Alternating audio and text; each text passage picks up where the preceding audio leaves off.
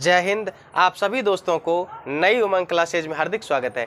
आज हम लोग पूरे जुनून के साथ, पूरे जोश के साथ केमिस्ट्री का पहला चैप्टर रासायनिक अभिक्रियाएं एवं समीकरण शुरू करते हैं। आप लोग एकदम वीडियो के साथ बने रहिए, एकदम क्लास के साथ जुड़े रहिए, आपको केमिस्ट्री में कभी तकलीफ नहीं होगा, ये मेरा दावा है। ठीक है बाबू, तो चलिए सबसे पहले हम लोग शुरू करते हैं रासायनिक अभिक्रियाएं एवं समीकरण।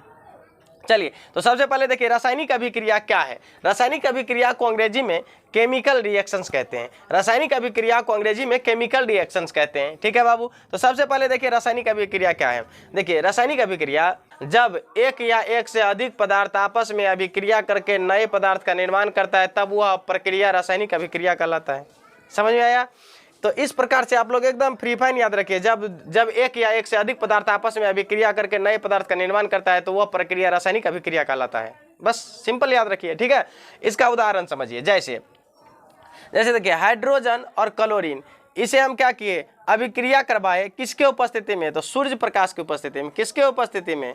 सूर्य प्रकाश। देखिए बाबू ध्यान से समझिए, जब हाइड्रोजन और क्लोरीन को जब हम सूर्य प्रकाश की उपस्थिति में अभिक्रिया कराएंगे तो ये हाइड्रोक्लोरिक अम्ल बनेगा। ये क्या बनेगा? HCl का मतलब क्या होता है? हाइड्रोक्लोरिक अम्ल। ठीक है, जब हम हाइड्रोजन और क्लोरीन को सूर्य के प्रकाश की उपस्थिति में अभिक्रिया कराएंगे तो ये हाइड्रोक्लोरिक अम्ल बनेगा। ठीक है बाबू, अब इसके बाद समझते हैं हम लोग अभिकारक। अभिकारक को अंग्रेजी में रिएक्टेंट कहते हैं। अभिकारक को अंग्रेजी में क्या कहते हैं? रिएक्टेंट कहते हैं। देखिए अभिकारक क्या होता है, तो रासायनिक अभिक्रिया में भाग लेने वाले पदार्थों को अभिकारक कहते हैं। रासायनिक अभिक्रिया में भाग लेने वाले पदार्थों को अभिकारक कहते हैं। ये तीर चिन्ह के बाईं ओर होता है, ये तीर चिन्ह के बाईं ओर होता है। ठीक है बाबू, जैसे उदाहरण देखिए यहाँ पर, जैसे हाइड्रोजन और क्लोरीन, यही उदाहरण लिए हैं यहाँ। हाइड्रोजन और क्लोरीन, देखिए ये दोनों को सूर्य के प्रकाश की उपस्थिति में जब हमने अभिक्रिया कराया तो ये हाइड्रोक्लोरिक अम्ल बना। तो देखिए तीर चिन्ह के जो बाईं तरफ है, तीर चिन्ह के बाईं ओर है, वो अभिकारक कहलाता है, और तीर चिन्ह के दाईं ओर ये प्रतिफल कहलाता है। इसी का दूसरा नाम है उत्पाद। इसका दूसरा नाम क्या है? उत्पाद। ठीक है, प्रतिफल कहिए या उत्पाद कहिए। समझ में आया? इसके बाद देखिए प्रतिफल क्या होता है, प्रतिफल या प्रोडक्ट। प्रतिफल को अंग्रेजी में क्या कहते हैं? प्रोडक्ट। ठीक है बाबू, प्रतिफल को अंग्रेजी में प्रोडक्ट कहते हैं। देखिए रासायनिक अभिक्रिया के फलस्वरूप, रासायनिक अभिक्रिया के फलस्वरूप बने नए पदार्थ को हम लोग प्रतिफल कहते हैं। ठीक है बाबू, रासायनिक अभिक्रिया के फलस्वरूप बने नए पदार्थ प्रतिफल कहलाते हैं। ये तीर चिन्ह के दाईं ओर होता है, तीर चिन्ह के दाईं ओर होता है। जैसे देखिए इस दोनों इक्वेशन में, इस दोनों समीकरण में तीर चिन्ह के बाईं तरफ जो भी है अभिकारक है, और तीर चिन्ह के दाईं तरफ जो भी है प्रतिफल है, या इसी को उत्पाद भी कहते हैं। ठीक है, जैसे यहाँ पर देखिए कैल्शियम कार्बोनेट, इसे जब हम लोगों ने गर्म किया तो ये क्या हुआ, कैल्शियम ऑक्साइड और कार्बन डाइऑक्साइड में टूट गया। ठीक है, तो यहाँ पर आपने समझ लिया अभिकारक क्या है, प्रतिफल क्या है। अभिकारक क्या होता है? तीर चिन्ह के जो बाईं तरफ होता है अभिकारक होता है, तीर चिन्ह के दाईं तरफ जो होता है वो प्रतिफल होता है। ठीक है, तो तीर चिन्ह के बाईं तरफ अभिकारक, तीर चिन्ह के दाईं तरफ प्रतिफल। समझ में आया? तो आपको अभिकारक और प्रतिफल समझ में आ गया होगा। अब एक काम करते हैं, इससे आगे हम लोग बढ़ते हैं। ठीक है, एकदम आप लोग वीडियो के साथ बने रहिए, आपको तकलीफ नहीं होने वाला है। ठीक है, चलिए अब हम लोग देखते हैं रासायनिक अभिक्रियाओं की विशेषताएं। देखिए रासायनिक अभिक्रियाओं की कुछ विशेषताएं हैं, इसको भी हम लोग देख लेते हैं। बहुत अच्छा है केमिस्ट्री, आप लोग एकदम वीडियो के साथ बने रहिए, बहुत अच्छा लगने वाला है आपको केमिस्ट्री पढ़ने में। ठीक है बाबू, तो देखिए रासायनिक अभिक्रियाओं की विशेषताएं, तो कुछ विशेषताएं हम लोग इसमें देखते हैं। ठीक है, तो सबसे पहले देखिए गैस की उत्पत्ति। कुछ रासायनिक अभिक्रियाओं के फलस्वरूप क्या होता है? गैस की उत्पत्ति होता है। कुछ रासायनिक अभिक्रियाओं के फलस्वरूप क्या होता है? गैस की उत्पत्ति होता है। ठीक है, तो कुछ रासायनिक अभिक्रियाएं ऐसी है जिसमें कोई गैस उत्पन्न होता है। ठीक है बाबू, आइए समझते हैं कि रासायनिक अभिक्रिया के फलस्वरूप गैस कैसे निकलता है। हम यहाँ पर समीकरण लिखे हैं, चलिए इस समीकरण को समझाते हैं, आप एकदम वीडियो पर ध्यान दीजिए। ठीक है बाबू, जैसे देखिए ये क्या है? जिंक है। जब हम जिंक को H2SO4, यह क्या है? सल्फ्यूरिक अम्ल। जब हम जिंक को सल्फ्यूरिक अम्ल के साथ अभिक्रिया करेंगे, जब हम जिंक को सल्फ्यूरिक अम्ल के साथ अभिक्रिया करेंगे तब यह क्या करेगा? जिंक सल्फेट बनाएगा। और यहाँ पर ध्यान से देखिए हाइड्रोजन गैस का निष्कासन किया कि नहीं, गैस का उत्पन्न हुआ है कि नहीं। समझ में आया कि नहीं आया? तो ये क्या है बाबू? ये इसका नाम है जिंक। यह क्या है? जिंक। ये क्या है? सल्फ्यूरिक अम्ल। सल्फ्यूरिक अम्ल। ये क्या है बाबू? Zinc sulphate.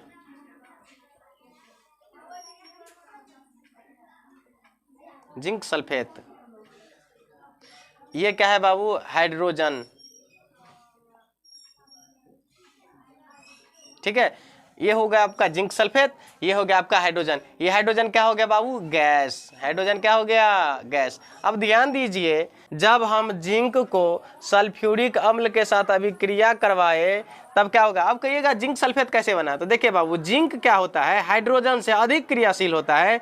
जिंक हाइड्रोजन से अधिक क्रियाशील होता है, इसीलिए जिंक फटाक से जा करके SO4 के साथ अभिक्रिया करके जिंक सल्फेट बना लिया और हाइड्रोजन गैस को निष्कासन कर दिया। ठीक है, इस अभिक्रिया के दौरान हाइड्रोजन गैस का उत्पत्ति हुआ कि नहीं, हुआ है। यहाँ पर भी देखिए, जब हम जिंक को हाइड्रोक्लोरिक अम्ल के साथ अभिक्रिया करवाएंगे तो यहाँ पर भी जिंक हाइड्रोजन से अधिक क्रियाशील है, इसीलिए जिंक जाकर के क्लोरीन से अभिक्रिया करके जिंक क्लोराइड बना देगा और हाइड्रोजन गैस का उत्पत्ति कर देगा, निष्कासन कर देगा। करेगा कि नहीं करेगा, देखिए ध्यान से, यहाँ पर जिंक क्या करेगा, फटाक से Cl के साथ अभिक्रिया करके जिंक क्लोराइड बना देगा। इसका क्या नाम है, जिंक क्लोराइड। जिंक क्लोराइड बना देगा और हाइड्रोजन गैस को निकाल देगा। हाइड्रोजन गैस को बाहर कर दिया कि नहीं, तो बताइए गैस की उत्पत्ति हो रहा है कि नहीं हो रहा है।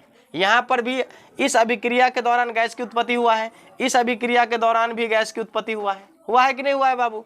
तो चलिए, ये था पहला गैस की उत्पत्ति। ठीक है, अब देखिए अवक्षेप का बनना। अवक्षेप क्या है, अवक्षेप एक ठोस पदार्थ है। अवक्षेप क्या है बाबू, तो अवक्षेप एक ठोस पदार्थ है जो रासायनिक अभिक्रिया के फलस्वरूप विलयन से पृथक होता है। जो रासायनिक अभिक्रिया के फलस्वरूप विलयन से पृथक होता है, यानी अलग होता है। जैसे अब इसका उदाहरण बेहतरीन ढंग से समझिए, देखिए NaCl, ये क्या है बाबू, तो ये है आपका सोडियम क्लोराइड। ये क्या है, सोडियम क्लोराइड, याद रहेगा सोडियम क्लोराइड। AgNO3, ये क्या है, सिल्वर नाइट्रेट। यह सोडियम क्लोराइड का जलीय विलयन, सिल्वर नाइट्रेट का जलीय विलयन। जब हम इन दोनों विलयन को मिलाएंगे, तो AgCl मतलब सिल्वर क्लोराइड का दही जैसा सफेद अवक्षेप प्राप्त होगा। तो ये क्या हो गया, सिल्वर क्लोराइड, यह क्या हो गया, हमें अवक्षेप हो गया, दही जैसा अवक्षेप। ठीक है, सिल्वर क्लोराइड क्या हो गया, दही जैसा अवक्षेप प्राप्त हो गया। और यह क्या है, सोडियम नाइट्रेट, यह क्या बना, सोडियम नाइट्रेट को अलग कर दिया। ये हमें अवक्षेप बन गया और सिल्वर नाइट्रेट को अलग कर दिया। ध्यान दीजिए, जब हम सोडियम क्लोराइड के जलीय विलयन में सिल्वर नाइट्रेट का जलीय विलयन डालेंगे तो हमें सिल्वर क्लोराइड जैसा अवक्षेप प्राप्त होगा। सिल्वर क्लोराइड जैसा क्या प्राप्त होगा, अवक्षेप प्राप्त होगा। ठीक है, दही जैसा अवक्षेप प्राप्त होगा, सफेद रंग का। ठीक है बाबू, इसके बाद देखिए रंग परिवर्तन। कुछ रासायनिक अभिक्रियाओं के फलस्वरूप रंग में भी परिवर्तन होता है। ठीक है बाबू, कुछ रासायनिक अभिक्रियाओं में पदार्थों के रंग में भी परिवर्तन होता है। ठीक है, तो देखिए जैसे पोटासियम परमैंगनेट के बैगनी रंग के विलयन में, पोटासियम परमैंगनेट के बैगनी रंग के विलयन में अगर हम धीरे धीरे नींबू का रस डालेंगे तो वह क्या होगा, बैगनी रंग धीरे धीरे क्या होने लगता है, गायब होने लगता है। ठीक है, तो जिससे हम समझ सकते हैं कि रंग में भी परिवर्तन होता है। तो चलिए इसमें 3 पॉइंट लिखे। पहला पॉइंट क्या था, गैस की उत्पत्ति। ठीक है बाबू, गैस की उत्पत्ति, कुछ रासायनिक अभिक्रिया के फलस्वरूप गैस की भी उत्पत्ति होती है, जो हमने आपको यहाँ पर समझा दिया। अब कहिए हम जो बोलते हैं, कहिएगा परिभाषा में कहाँ लिखा है, ये तो आपका परिभाषा बुक का परिभाषा है। ठीक है, तो कुछ रासायनिक अभिक्रियाओं के फलस्वरूप क्या होता है, गैस की भी उत्पत्ति होती है। कुछ रासायनिक अभिक्रियाओं के फलस्वरूप अवक्षेप भी बनता है। कुछ रासायनिक अभिक्रियाओं के फलस्वरूप रंग में भी परिवर्तन होता है। ठीक है बाबू, तो चलिए आपको ये तीनों समझ में आ गया होगा। ठीक है बाबू, आगे पॉइंट क्या है, ताप में परिवर्तन। देखिए ताप में परिवर्तन, कुछ रासायनिक अभिक्रियाओं के फलस्वरूप ताप में भी परिवर्तन होता है। जैसे देखिए कली चूना, CaO, कली चूना पर अगर हम लोग जल गिराएंगे, कली चूना के ढेले पर अगर हम लोग जल गिराएंगे तो कुछ मात्रा में उष्मा क्या होगा, उत्पन्न होगा। कुछ मात्रा में क्या होगा, उष्मा उत्पन्न होगा। कली चूना CaO, कली चूना के ढेले पर जब हम लोग जल गिराएंगे, H2O जल गिराएंगे तो कैल्शियम हाइड्रोक्साइड बनेगा और कुछ मात्रा में क्या होगा, उष्मा निकलेगा। समझ में आया। जब हम लोग कली चूना के ढेले पर जल गिराएंगे तो कुछ मात्रा में उष्मा का उत्पन्न होगा, कुछ मात्रा में उष्मा उत्पन्न होगा। ठीक है बाबू, कली चूना के ढेले पर जब हम लोग जल गिराएंगे तो कुछ मात्रा में उष्मा उत्पन्न होगा। ठीक है, आगे देखिए उष्मा क्षेपी और उष्मा शोषी। उष्मा क्षेपी अभिक्रिया क्या होता है, उष्मा शोषी अभिक्रिया क्या होता है, ध्यान दीजिए। तो जिस रासायनिक अभिक्रिया में उत्पादों के साथ साथ उष्मा भी निकलती है, उष्मा क्षेपी अभिक्रिया। जिस रासायनिक अभिक्रिया में उत्पादों के साथ साथ उष्मा भी निकलती है, उष्मा क्षेपी अभिक्रिया। जैसे यही उदाहरण देखिए ना, उत्पादों के साथ साथ, उत्पाद तो हो गया आपका कैल्शियम हाइड्रोक्साइड, उत्पाद क्या है, कैल्शियम हाइड्रोक्साइड, इसके साथ साथ उष्मा भी निकला। तो वही कहता है उत्पादों के साथ साथ उष्मा भी निकलती है, तो उत्पादों के साथ साथ उष्मा भी निकलती है, कौन सी अभिक्रिया, उष्मा क्षेपी अभिक्रिया। ठीक है, तो वही उदाहरण हमने यहाँ पर लिख दिया। जब हम कली चूना के ढेले पर जल गिराएंगे तो कैल्शियम हाइड्रोक्साइड तो बनवे करेगा, साथ साथ में क्या निकलेगा, उष्मा भी निकलेगा। ठीक है बाबू। तो देखिए, जिस रासायनिक अभिक्रिया में उत्पाद के साथ साथ क्या निकले, उष्मा भी निकले, उत्पाद के साथ साथ उष्मा भी निकले, उसे हम उष्मा क्षेपी अभिक्रिया कहते हैं।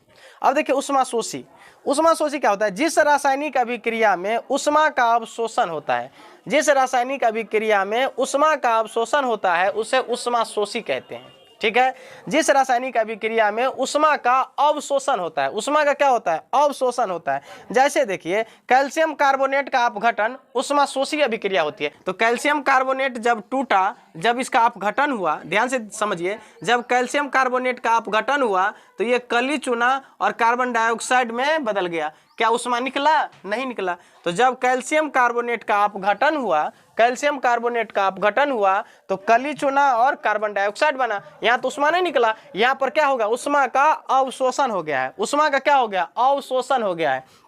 ठीक है, तो इस प्रकार की अभिक्रिया क्या कहलाता है, उष्मा शोषी। ठीक है, तो जिस रासायनिक अभिक्रिया में उष्मा का अवशोषण होता है उष्मा शोषी अभिक्रिया कहलाता है। ठीक है बाबू। अब पांचवा पॉइंट देखते हैं, अवस्था में परिवर्तन। देखिए कुछ रासायनिक अभिक्रियाओं के फलस्वरूप अवस्था में भी परिवर्तन होता है, कुछ रासायनिक अभिक्रियाओं के फलस्वरूप अवस्था में भी परिवर्तन होता है। जैसे देखिए मोमबत्ती को हम लोग जलाते हैं, क्या करते हैं बाबू, मोमबत्ती को जलाने पर ठोस मोम जो होता है, ठोस मोम, वह द्रव और गैस में परिवर्तन होता है।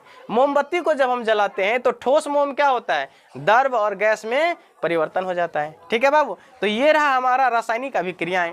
अब हम नेक्स्ट की क्लास में आपको रासायनिक समीकरण समझाएंगे। ठीक है बाबू। अगर ये वीडियो आप लोग को पसंद आ रहा हो तो वीडियो को एक लाइक जरूर कीजिए। ठीक है, मिलते हैं नेक्स्ट क्लास में, तब तक के लिए जय हिंद।